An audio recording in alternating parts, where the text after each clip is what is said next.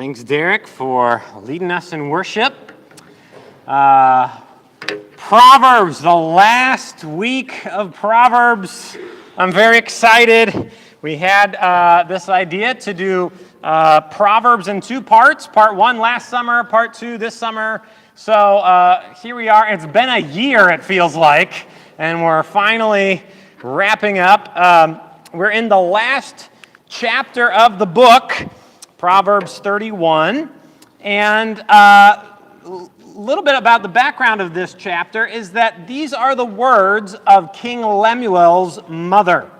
Maybe you've noticed, but as we've gone through the book, at the beginning of each section, there's this heading, if you will, and so you'll have the heading that says the Proverbs of Solomon, and then a bunch of his Proverbs, or the 30 sayings of the wise, or the words of Solomon that King Hezekiah's men copied.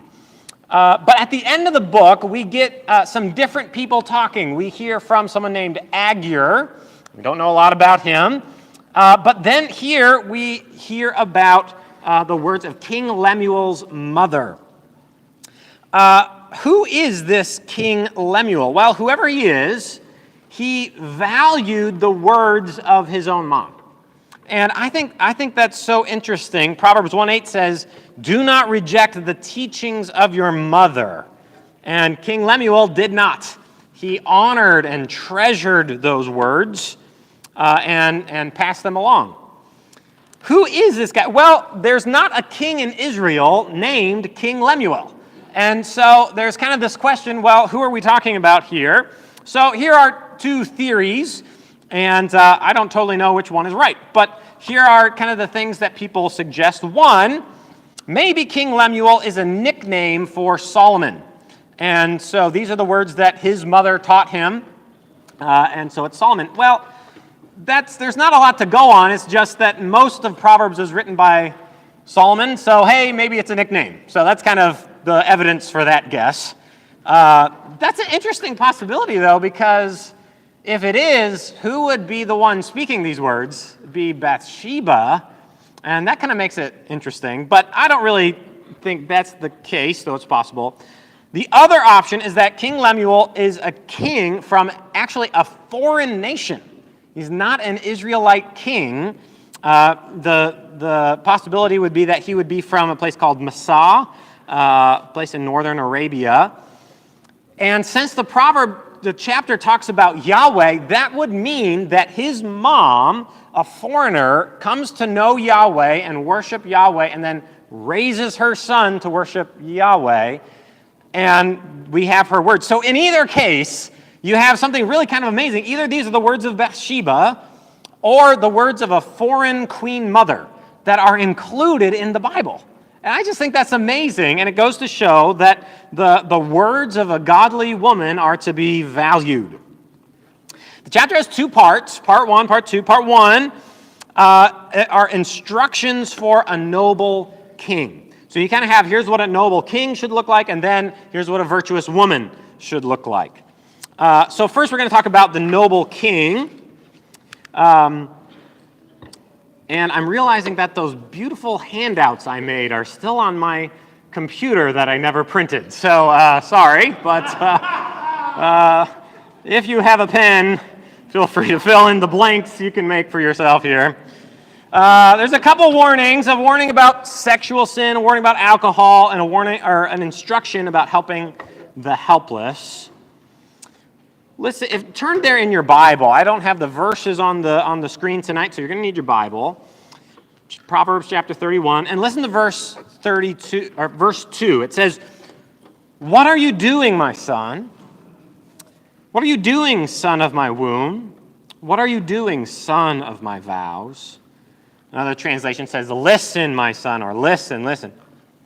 Right off the bat, notice the endearing words. My son, the son of my womb, son of my vows. You hear these endearing words. This is from mother to son, her advice. And I just love that you have a king, and he's his own authority in his own right, and he doesn't say, oh, mom. She's giving him warnings, and he doesn't write her off. He preserves her words and values them. Here's how a king should act, and the first thing is this: don't give your strength to women.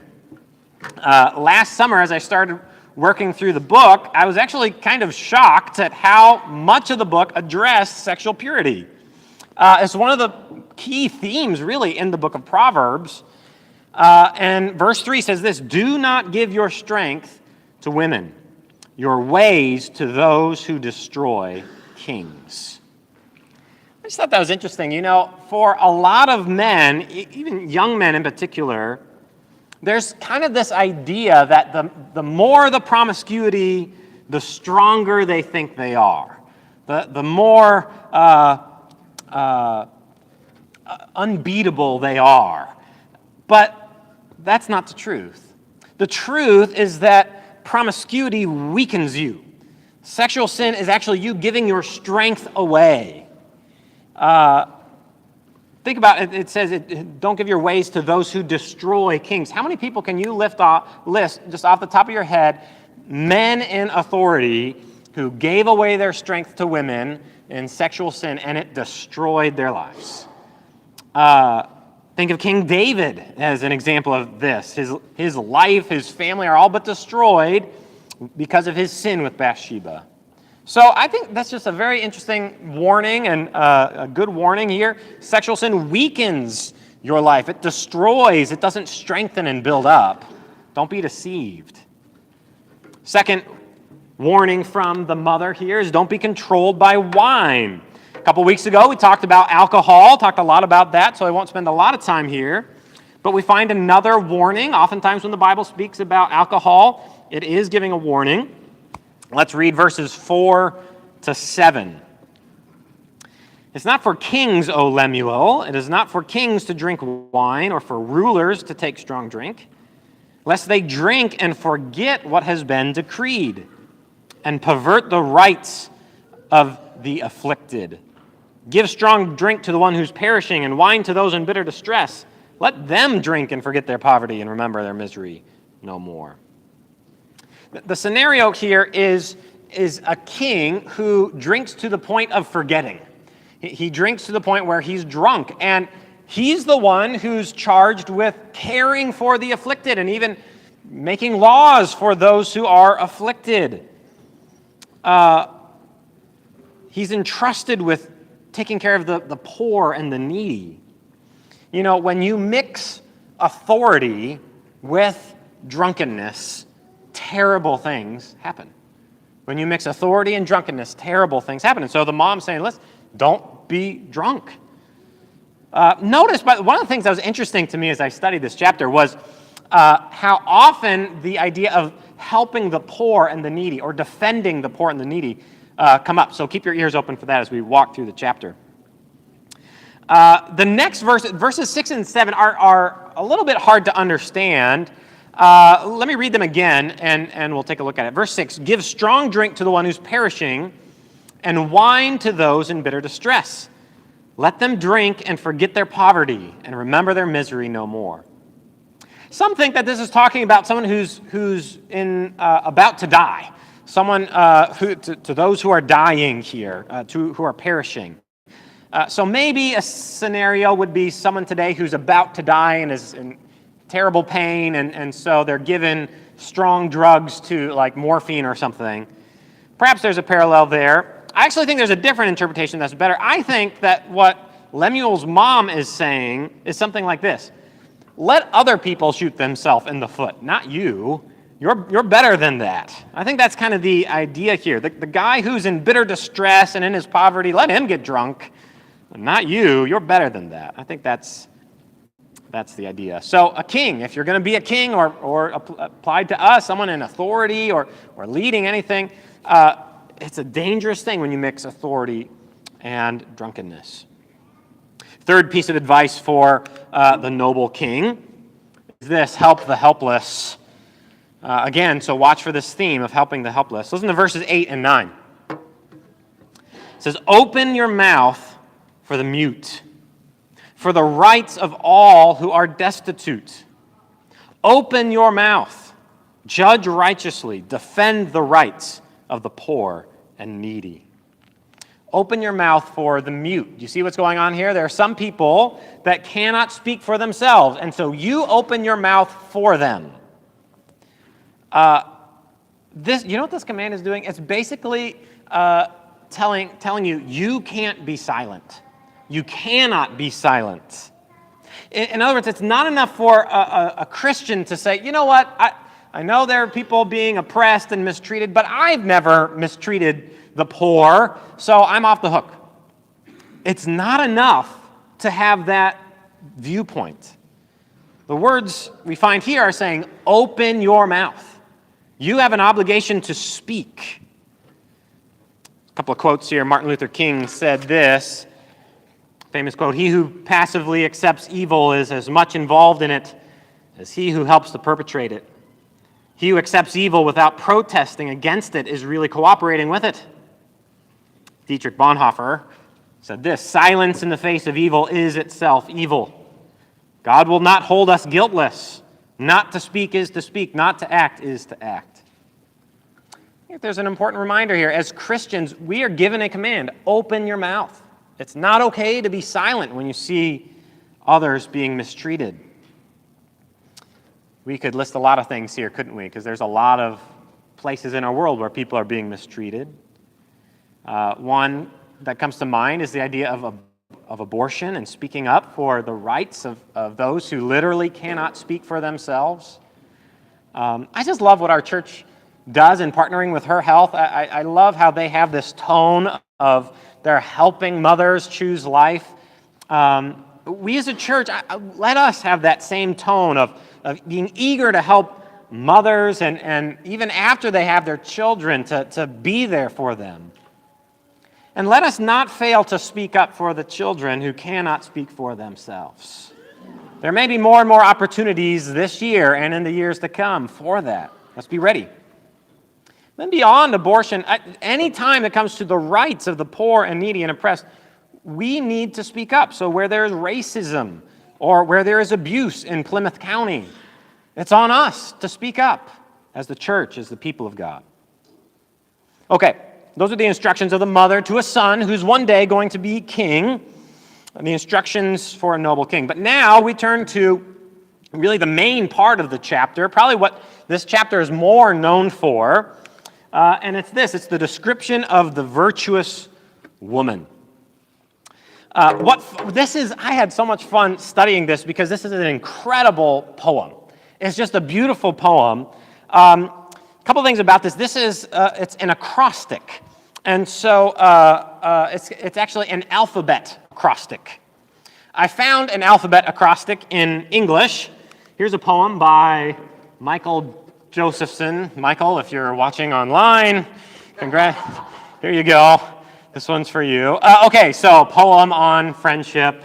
A, accepts you as you are. B, believes in you. Okay, so goes through the alphabet, and there's something about each letter. Okay.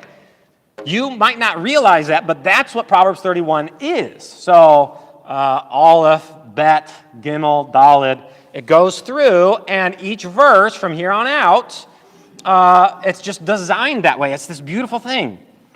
You might not see it in English. Before we dive in, I want to make just a couple points before we get started. Ladies, as you read this, I want to make sure that I don't think the point is to walk away from this chapter in guilt and shame. I just hope that as you walk away from this sermon or anytime you read this on your own, that it's not, oh, I could never be that. I don't think that's the point. Instead, what I hope is something different. This year I read a book about Ernest Shackleton. If you don't know who the guy is, he's just this incredible leader. Go read about him. He's this explorer to Antarctica. His ship sinks, and somehow he all survives. It's this amazing story. He's this leader, a man's man, and I read that story, and I'm telling you, anyone I talked to, I was like, have you heard of Ernest Shackleton? This is the most incredible man. I was inspired by his example of leadership. I think my hope is that, ladies, as you read this, that a similar thing happens. You're not, oh, this is too much, but instead it's this inspiring thing. Another thing about this, just before we dive into this part, it's interesting to me that maybe it's more it's almost more the young men who need to study this than it is the young women. Maybe that's the wrong way to say it. Both should study, but this is really from a mother to a son.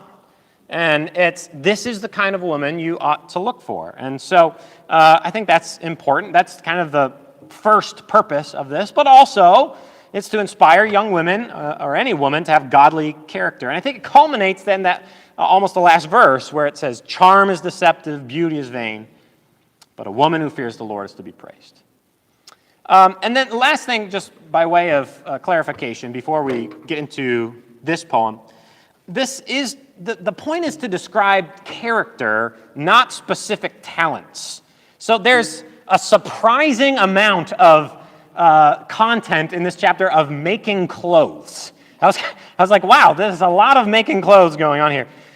You don't have to go home and start like YouTubing how to sew in order to be a godly woman. That's not the point. They're using these examples to show, here's what a diligent or a woman of character is like. Okay, that's enough caveats. Here we go. Divide this really into three parts. First, there's this idea, the value of an excellent wife. Look at verses 10 through 12. An excellent wife, who can find? She is far more precious than jewels. The heart of her husband trusts in her, and he will have no lack of gain. She does him good and not harm all the days of her life. Those three verses are kind of their own section, I think, and it's just highlighting the value, the incredible worth or value of a godly woman. And you see that there in verse 10? She is far more precious than jewels. Being a husband who married a godly wife, I can attest to that. We got to talk about a couple things here. Let's talk about the phrase, an excellent wife. Some really cool things about this. My Hebrew is a little rusty, but here's some things I remember. The Hebrew phrase for an excellent wife, it's Isha, woman, Chayel, strength, woman of strength. Different translations are trying to figure out how do we translate that best. So you get things like a wife of noble character, an excellent wife, a virtuous woman. What does it mean to be an Isha Chayel, a woman of strength? Well, the rest of the chapter is about to tell you, like all these things define it. But don't miss, kind of the core idea here is strength. Maybe one way you could put it is an Isha Chayel is a woman with profound strength of character. The idea of strength is very important to this. The word strength, Chayel, means valor or courage. So a woman with valor, courage, strength, who can find? Notice in the chapter all the references to strength. Look at verse 17. She dresses herself with strength and makes her arms strong. Or verse 25, strength and dignity are her clothing. She laughs at the time to come. She's not afraid. Verse 21 says she's not afraid of snow for her household. So I think kind of the core of this idea is we're talking about a godly woman is someone who has strength of character. And the rest of the chapter just gives all these examples. This is what strength of character looks like. And just side note here, godly women are strong women. That doesn't mean godly women are arrogant or rude or you're never going to help me or anything like that, but they are strong. It's possible to be gentle and incredibly strong at the same time. Think about the early Christian martyr Perpetua. Remember that story? She's a young mother. She's still nursing a child. She refuses to worship the emperor, and she dies a martyr, refusing to worship the emperor. That's profound strength. You can be someone who's gentle and yet incredibly filled with strength of character. One more thing about the excellent wife and Isha Chayel. Don't put too much stock into this, but it is interesting. In a lot of Hebrew Bibles, as you're flipping through, you flip through Proverbs, and then you come to Proverbs 31, and then you read about an Isha Chayel, and then you turn the page, and you find yourself in the book of Ruth. The only other place the phrase Isha Chayel comes in the Bible is in the book of Ruth, where Boaz looks at Ruth and says, "You are an Isha Chayel. You are a woman of strength." So Ruth is an example of this, and the rest of the chapter shows you. So, okay, all this, just the value, the incredible value of a woman who is like this. Her husband trusts her. He doesn't look down on her or demean her or joke about her with the guys. He trusts her. When it comes to his children and his money and his possessions, he full confidence. And his trust pays off. She is loyal to him her whole life. Okay, so verses 13 to 27, we're reading about her character, and here's all the things she does. So again, ladies, if you're not really into sewing or running your own business or buying real estate or growing a vineyard, that's okay. It's all trying to point out, here's the character to emulate. First thing about a godly woman, and we'll jump around for a couple of verses, this: she works hard. A godly woman is diligent. Young men, look for a woman who is a hard worker. Young women, be a woman who works hard. One of the things in the books of Proverbs is this warning against laziness. Don't be lazy. A godly woman is someone who sees a need in her family, and she works hard to give her family what she needs.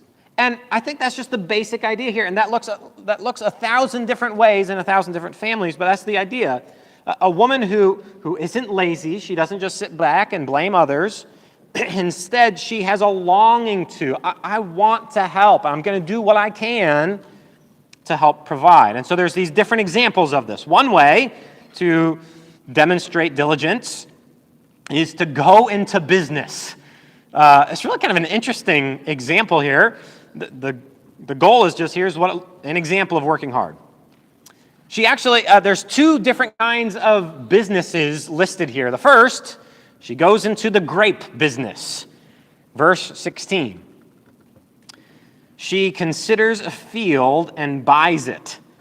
With the fruit of her hands, she plants a vineyard. That phrase, she considers a field, it's really interesting. Her husband really trusts her with his money because it's like she's considering it. She's thinking it through. She's looking it up on Zillow. Okay, they didn't have Zillow, but she's evaluating, do we have the money for this? Is this a good deal? Is this a good location?